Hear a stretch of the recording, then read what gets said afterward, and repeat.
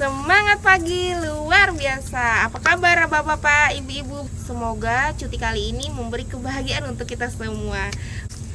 Baik, untuk kewajiban induksi yaitu diwajibkan untuk karyawan baru, karyawan mutasi atau pinjaman, tamu, karyawan yang selesai sakit, izin, dan dinas lebih dari 1 minggu, karyawan yang selesai cuti, dan terakhir karyawan yang selesai 119. Baik, untuk jajaran manajemen, di sini saya akan memperkenalkan jajaran manajemen PT Buma Binungan Suaran. Yang pertama adalah Project Manager kita, Pak Triputra Anggono. Selanjutnya ada Produksi Manager kita, ada Pak Agung Indriatmoko. Selanjutnya ada Maintenance Manager kita, Pak Mujadi.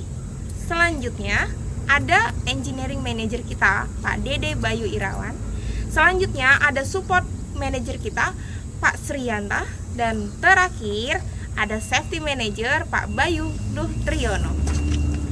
Baik, selanjutnya di sini saya akan menjelaskan mengenai SID. Nah, untuk flow proses pengajuan SID, Bapak-bapak, Ibu-ibu bisa mengajukan ke section masing-masing atau departemen masing-masing.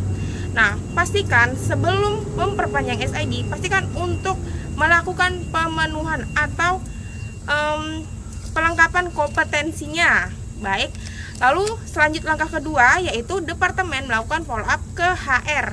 Ketiga, HR melakukan penginputan data dan pengajuan SID ke base center. Terakhir, base center verifikasi dan approval aktif deh. Baik, selanjutnya yaitu tata cara pelaksanaan absensi dengan fingerprint.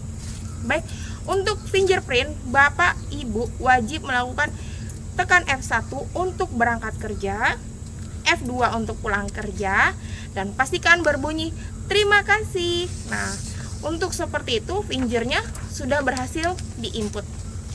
Nah, selanjutnya yaitu ketentuan sakit dan izin. Pastikan Bapak Ibu jika tidak bisa masuk kerja, pastikan untuk melapor ke pengawas terlebih dahulu ya apabila sakit atau izin. Untuk izin, Bapak dan Ibu wajib menyerahkan atau wajib menulis surat izin. Form izinnya bisa diminta ke departemen masing-masing atau ke HR. Baik, untuk surat sakit, Bapak dan Ibu wajib memberikan surat sakit dari dokter ke departemennya agar Bapak dan Ibu mempunyai eviden bahwa Bapak dan Ibu benar-benar sakit. Seperti itu. Baik, selanjutnya registrasi data karyawan atau perubahan data karyawan. Bagi bapak-bapak atau ibu-ibu yang baru menikah atau yang anaknya baru lahir, wajib melakukan perubahan data karyawan atau penambahan anggota keluarga seperti itu. Bapak dan Ibu wajib mengisi form registrasi atau pengajuan perubahan data karyawan atau penambahan anggota keluarga ke departemen masing-masing. Baik, selanjutnya di sini saya akan menjelaskan beberapa bantuan kesehatan. Pertama, bantuan rawat jalan. Untuk bantuan rawat jalan, untuk bapak-bapak, ibu-ibu memiliki plafon setiap tahunnya, di mana plafon ini diperbaharui setiap 1 Januari. Nah, ini kan baru awal tahun ya bapak-bapak, ibu-ibu. Nah, untuk plafonnya sudah diperbarui per 1 Januari 2022. Untuk plafonnya akan saya tampilkan di sini. Selanjutnya, rawat inap. Nah, di sini untuk rawat inap saya jelaskan ketentuannya ya, Bapak-bapak, Ibu-ibu. Jika pekerja atau keluarganya menggunakan kamar rawat inap sesuai dengan plafonnya, maka segala jenis kelebihan biaya yang timbul di luar kamar menjadi tanggungan perusahaan. Yang kedua, ketentuan kedua nih Pak. Jika pekerja dan keluarganya menggunakan kamar rawat inap melebihi harga plafon yang telah ditentukan, maka perusahaan tetap akan menanggung kamar rawat inap sesuai plafon. Sedangkan biaya kelebihan atau selisih harga kamar atau selisih harga biaya aktual dengan plafon akan menjadi tanggungan pekerja yang bersangkutan. Baik, yang terakhir di sini ada bantuan vaksin, imunisasi, dan KB.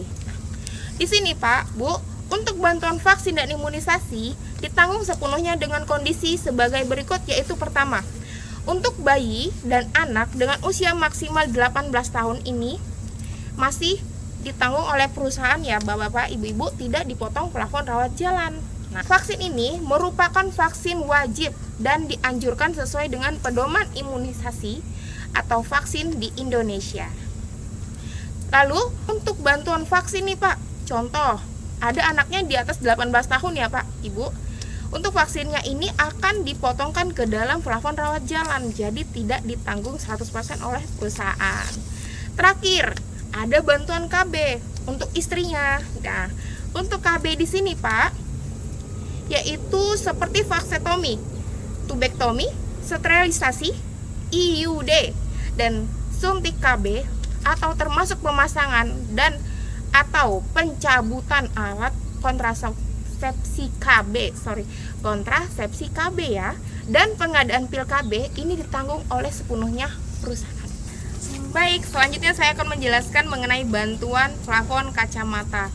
Bagi bapak-bapak, ibu-ibu yang sudah bekerja minimal 1 tahun ya, bekerja di PT Buma, berhak mengajukan kompensasi pengajuan kacamata. Tapi dengan syarat Bapak dan Ibu sudah dianjurkan dari spesialis mata untuk menggunakan kacamata.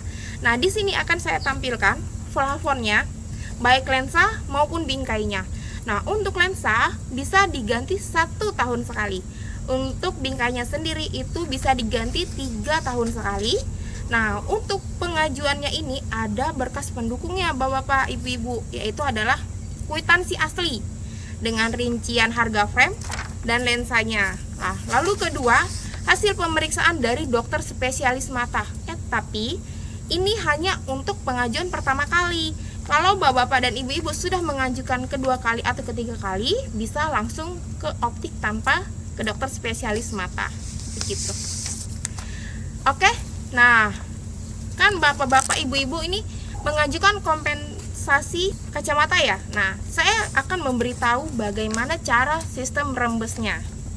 Nah, untuk cara sistem rembes ini bukan hanya berlaku untuk kacamata ya bapak-bapak ibu-ibu, tapi untuk seluruh perobatan karyawan yang menggunakan uang pribadi bisa rembes uang tersebut. Nah, caranya adalah bapak dan ibu berobat di rumah sakit atau klinik yang tidak bekerja sama dengan Sinarmas dapat mengajukan kwitansi asli ke LOASM atau ke cabang Sinarmas terdekat.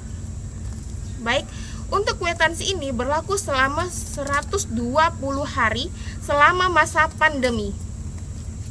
Baik, untuk berkas pendukungnya di sini ada wajib mengklaim rawat jalan ini dengan kwitansi asli, lalu rincian biaya pengobatan, resum medis dan diagnosa, lalu dokumen pelengkap yang lain adalah resep obat. Nah, resep obat ini boleh berupa fotokopian atau resep obat boleh dituliskan di belakang kwitansinya atau di balik kwitansinya.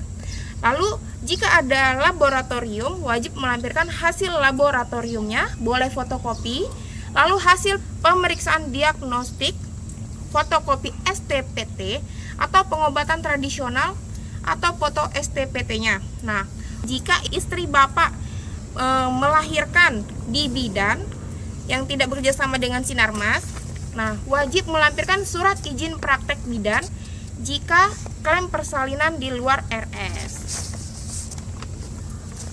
Selanjutnya, di sini kita juga ada benefit lain ya bapak-bapak, ibu-ibu, yaitu bantuan sumbangan nikah dan duka.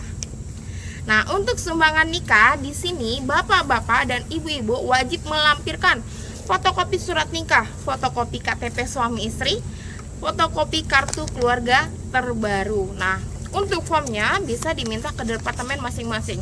Saya akan tampilkan besar sumbangannya di bawah sini ya. Selanjutnya, untuk sumbangan duka di sini dokumen pelengkapnya ada surat keterangan kematian berstempel. Jadi, tidak harus yang asli, boleh difotokopi tapi distempel basah kembali. Lalu ada fotokopi KTP yang meninggal dan atau fotokopi kakak karyawan. Untuk formnya bisa diminta ke section masing-masing, dan untuk plafonnya atau besar sumbangannya saya akan tampilkan di bawah sini. Selanjutnya ada yang namanya kompensasi penggantian mes. Nah, di sini Bapak-bapak, Ibu-ibu, kompensasi penggantian mes ini dikhususkan untuk teman-teman atau rekan-rekan yang lokal gitu. Nah, di sini persyaratannya hanya satu, Bapak-bapak dan Ibu-ibu minimal sudah bekerja selama 4 tahun di perusahaan kita atau di PT Buma Tersayang. Selanjutnya ada yang namanya PMK, penghargaan masa kerja. Nah, bagi bapak-bapak, ibu-ibu yang sudah bekerja selama 5 tahun, 10 tahun, 15 tahun, 20 tahun, dan 25 tahun, bukan saja mendapatkan kompensasi cuti besar atau berupa bantuan cuti besarnya, bapak-bapak dan ibu-ibu juga berhak mendapatkan emas. Yeay. Nah, di sini ada kategori masa kerja 5 tahun mendapatkan 2,5 gram emas mulia, 10 tahun ada 5 gram emas mulia, 15 tahun ada 7,5 gram emas. Untuk yang 20 tahun ada 5 gram emas. Dan terakhir 25 tahun 25 gram emas bapak-bapak, ibu-ibu. Terakhir nih, panjang ya banget saya cerita. Nah, di sini yang terakhir ya bapak-bapak, ibu-ibu, saya akan menjelaskan mengenai roster cuti. Nah, untuk bagi level 1 dan 2 ada 70 hari kerja dengan 14 hari cuti. Level 3 ada 52 hari kerja dengan 13 hari cuti. Untuk level 4 ada 45 hari kerja dengan 13 hari cuti. Nah, untuk level 5 di sini ada 40 hari kerja dengan 13 hari cuti. Baik, terima kasih sudah memperhatikan induksi saya. Semoga induksi saya menjadi bermanfaat untuk kita semua. Salam sehat semuanya. Jangan lupa jaga kesehatan, jaga perlindungan, dan juga jaga hati. Baik, saya tutup dengan semangat pagi luar biasa.